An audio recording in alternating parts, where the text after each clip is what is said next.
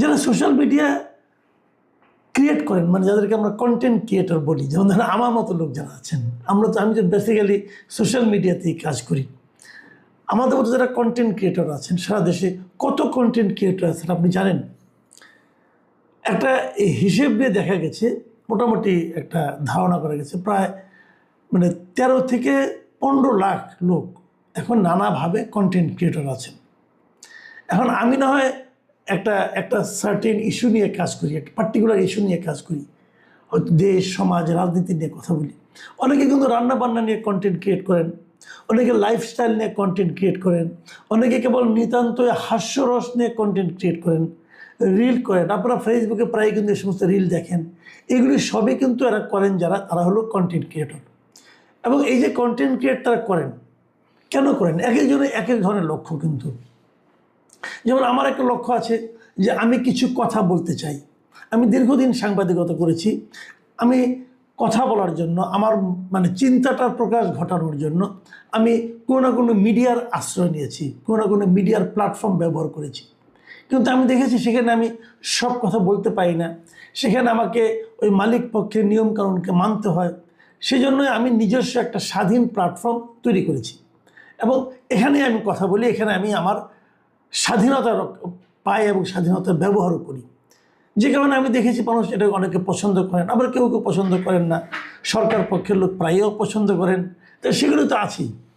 আবার অনেকে কিন্তু নিছক বিনোদনের জন্য কন্টেন্ট ক্রিয়েট করেন, অনেকে শিক্ষামূলক বিষয় নিয়ে কন্টেন্ট ক্রিয়েট করেন, অনেক রকম আছেন। এই কন্টেন্ট ক্রিয়েটর যারা আছেন তারা কিন্তু কিছু টাকাও পান এখান থেকে। সেই টাকাটা কোত্থেকে আসে? বিদেশ থেকে আসে। মানে আপনার গুগল অ্যাডসেন্স যেটাকে বলে, গুগলের মাধ্যমে আসে, ফেসবুকের কাছ থেকে আসে, মেটার কাছ থেকে আসে, মানে মূলত বেসিক্যালি আমেরিকার কাছ থেকে আসে এগুলো। এবং এগুলি কী হিসেবে বাংলাদেশে আসে? ডলার হিসাবে আসে। তো ডলার হিসেবে আমাদের এখানে কিন্তু আরও বৈদেশিক মুদ্রা আসে। যারা বিদেশে চাকরি করেন, মধ্যপ্রাচ্যে আছে, আমেরিকা আছে, অন্যান্য দেশে আছে যারা চাকরি করেন, তারা যখন আমাদের এখানে টাকা পাঠান বিদেশ থেকে, সেটা হলো রেমিটেন্স হিসেবে আসে, মানে বৈদেশিক মুদ্রা হিসেবে আসে। পাঠান ওনারা, কিন্তু সেই বৈদেশিক মুদ্রা কিন্তু আলটিমেটলি বাংলাদেশ ব্যাংকের একটা প্রপার্টি হিসেবে কিন্তু দেখা দেয়। ওই সরকার মাঝে মাঝে বলে না যে আমাদের এখন $40 বিলিয়ন বৈদেশিক মুদ্রা আছে, রিজার্ভ আছে। এটা কিন্তু ওই বিদেশিরা যা পাঠাচ্ছে সেই হিসাবটা নিয়ে তারা বলে। তার মানে এই রেমিটেন্স যারা পাঠান তাদেরকে যাতে নাকি তারা আরও বেশি রেমিটেন্স পাঠান, এই জন্য তারা কিন্তু সরকার দুইটা প্রণোদনা দেয়। একটা প্রণোদনা হলো তাদের এই টাকায় কোনো ট্যাক্স দিতে হয় না, তাদের কোনো ইনকাম ট্যাক্স দিতে হয় না। কেবল তাই নয়, তারা যদি 100 টাকা পাঠান বাংলাদেশে, তাহলে বাংলাদেশ গভর্নমেন্ট তার সঙ্গে আরও অতিরিক্ত 2.5 টাকা 2 টাকা 2.5 টাকা তাদেরকে প্রণোদনা দেন যে আপনারা বেশি বেশি টাকা পাঠান। এটা কেন করেন?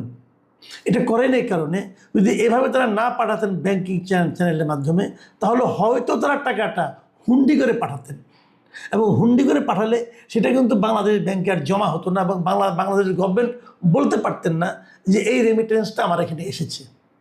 তাহলে সেক্ষেত্রে আমাদের বৈদেশিক মুদ্রার রিজার্ভ ধীরে ধীরে কমে যেত। আওয়ামী লীগ আমলে কিন্তু এটা হয়েছে। আওয়ামী লীগ আমলের শেষ দিকে বিপুল সংখ্যক মানে বিদেশে অবস্থানরত চাকরিরত প্রবাসী যারা ছিল, তারা কিন্তু রেমিটেন্সের মাধ্যমে হিসাবে ব্যাংকের মাধ্যমে আর টাকা পাঠাতো না।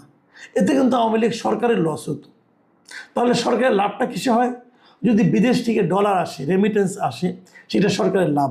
এবং এই লাভটাকে উৎসাহিত করার জন্য সরকার যারা বিদেশ থেকে পাঠান তাদের সবাইকে ব্যাংকিং চ্যানেলের মাধ্যমে পাঠাতে বলেন। এবং ব্যাংকিং চ্যানেলে পাঠালে দুটো সুবিধা: 1 নম্বরও এই টাকার কোনো আয়কর দিতে হয় না, 2 নম্বর সুবিধা হলো এই টাকার উপরে একটা প্রণোদনা পাওয়া যায়। এই আলোচনাগুলো কেন করলাম?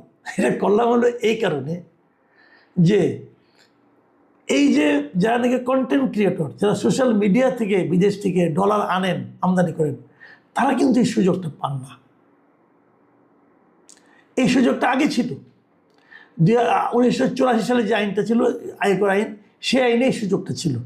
সেই আইনে বলা হতো যে এই টাকাকেও তারা রেমিটেন্স হিসেবে গ্রহণ করেছিল এবং এটাকে আয়কর দিতে হতো না। কিন্তু আওয়ামী লীগ আমলের শেষ দিকে, আওয়ামী লীগ গভর্নমেন্টের শেষ দিকে এসে যখন তারা দেখলো যে সোশ্যাল মিডিয়াগুলো তাদের নানা রকম অপকর্মের কথা তুলে ধরছে, তারা মানে মিডিয়াগুলোকে কন্ট্রোল করতে পারছে, মানে পত্রিকাগুলোকে, টেলিভিশনগুলোকে, এরা চুপচাপ আছে। কিন্তু সোশ্যাল মিডিয়ায় এটা কিন্তু অনেক বেশি প্রচার হয়ে যাচ্ছে।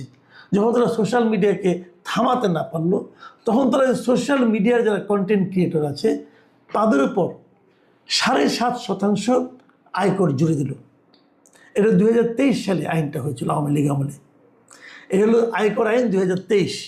এই আইনে বলা হয়েছে যে যারা নাকি কন্টেন্ট ক্রিয়েট করবেন তারা 7.5% করে আয়কর দেবেন। বাট এটা 2023 সালে হলেও সেভাবে কার্যকর হয়নি। অনেকে দিতেন, অনেকে দিতেন না, কেউ কেউ নিজেরা যে দিতেন, কেউ দিতেন না। আবার এখানে আরেকটা সমস্যা কি ছিল, এই যে আমি বললাম যে প্রায় 14 লাখ মতো কন্টেন্ট ক্রিয়েটর বাংলাদেশে আছে, তারা সবাই কিন্তু যে অনেক টাকা পান তাও কিন্তু না। আবার কন্টেন্টের একটা নিয়ম আছে, টাকা জমতে জমতে যখন আপনার $100 হবে তখনই কেবল ওরা এই মেটা অথবা গুগল তার টাকাটা আপনাকে দিবে, আপনার ব্যাংকের মাধ্যমে আসবে। এই টাকাটা কিন্তু টোটালি বৈধ উপায়ে আসে।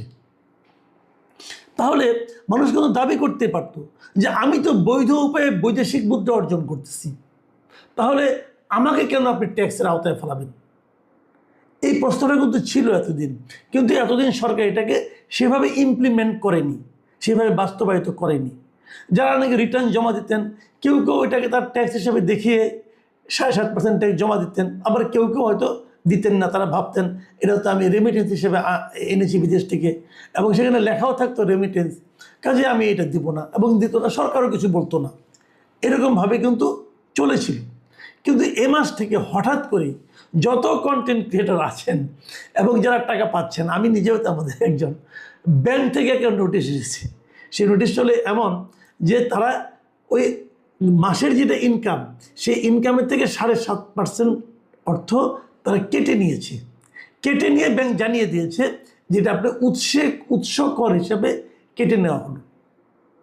এই মাসে যত লোক আছেন যারা ফেসবুক এবং ইউটিউব থেকে টাকা পান, সবাই এই মেসেজটা পেয়েছেন ব্যাংক থেকে যে সবার কাছ থেকে 7.5% উৎস কর কেটে নেওয়া হয়েছে। আমাকে অনেকে বলেছেন, আমাকে অনেকে যারা ইউটিউব করেন, যারা নাকি আপনার ফেসবুকে যারা নাকি রিল বানান, অনেকে আছেন আমাদের পরিচিত যারা রান্নার রিল বানান, যারা নাকি হাস্য কৌতুকের রিল বানান, তারা বলছিলেন যে ভাই এটা করে তো একদিন মোটামুটি সংসারে চালাচ্ছিলাম, এখন তো সেখান থেকে সরকার 7.5% কেটে নিল, সংসার কীভাবে চলবে? অনেকের ইনকাম ছিল এরকম 20,000 টাকা ইনকাম, অনেকেরই ছিল আপনার 10,000 টাকা ইনকাম, তো এরকম কিন্তু কেটে নিচ্ছিল। মানে যার 20,000 টাকা ইনকাম ছিল তার এখন 1500 টাকা নিয়ে নিচ্ছে গভর্নমেন্ট।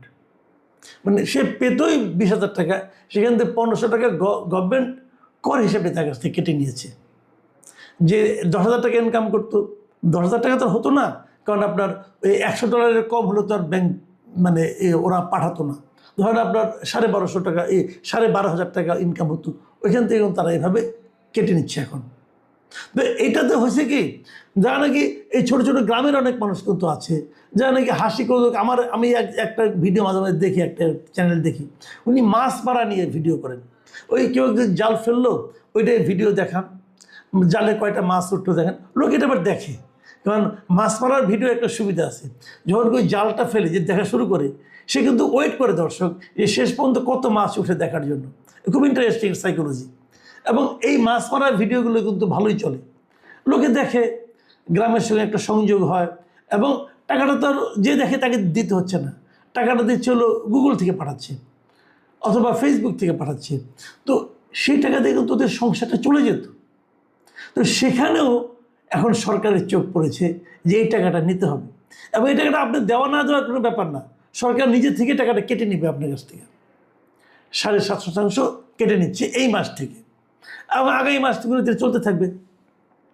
এখন আমার প্রশ্ন হলো কি, যে যারা নাকি প্রবাসী থেকে আয় করে, বিদেশ থেকে টাকা পাঠায়, তাদেরকে আপনি অনেক সুযোগ সুবিধা দিচ্ছেন, তাদের আয়কর নিচ্ছেন না, প্রণোদনা দিচ্ছেন, এবং তারা যদি এটাতে কোনো বন্ড কিনে, কোনো বিনিয়োগ করে, বাংলাদেশে কিন্তু অনেক রকম বন্ড আছে, মার্কিন ডলার প্রিমিয়াম বন্ড, মার্কিন ডলার আপনার ইউরো প্রিমিয়াম বন্ড, এরকম বন্ড আছে। এগুলো যখন আপনি কিনবেন সেখানেও তাদেরকে কিন্তু কোনো কর দিতে হয় না। আপনি যদি সঞ্চয়পত্র করেন, আপনি সঞ্চয়পত্র যখন আপনার মুনাফাটা আনবেন, তখন আপনার কাছ থেকে 10% কর তারা কেটে নেবে।